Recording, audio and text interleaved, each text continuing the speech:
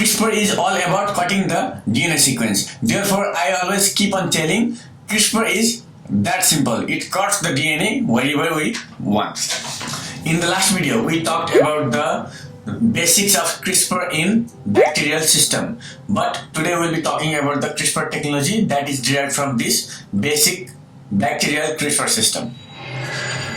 This is similar to the bacterial defense mechanism. However, it has three different components.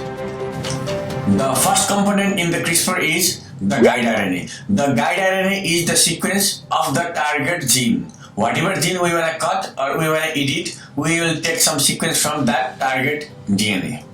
And the second, we will have the tracer RNA. Tracer RNA is the sequence that usually comes from bacteria, and it can recognize the Cas protein.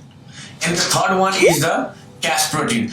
And Cas protein is nothing other than the molecular scissors. So what Cas protein will do, when the guide RNA will guide the Cas protein towards the target gene, the Cas enzyme will go with the guide RNA where the guide is guiding in the gene region, and wherever it sits, it will cut the DNA sequence into two different halves. It's that simple. So I always tell CRISPR is that simple.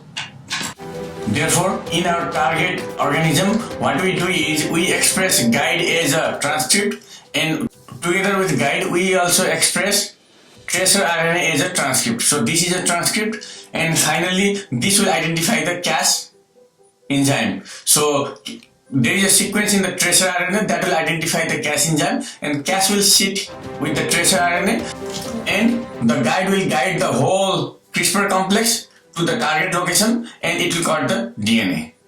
So this three component makes the CRISPR possible.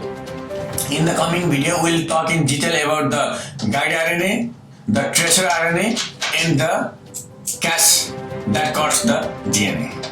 Thank you so much, and I'll see you in next video.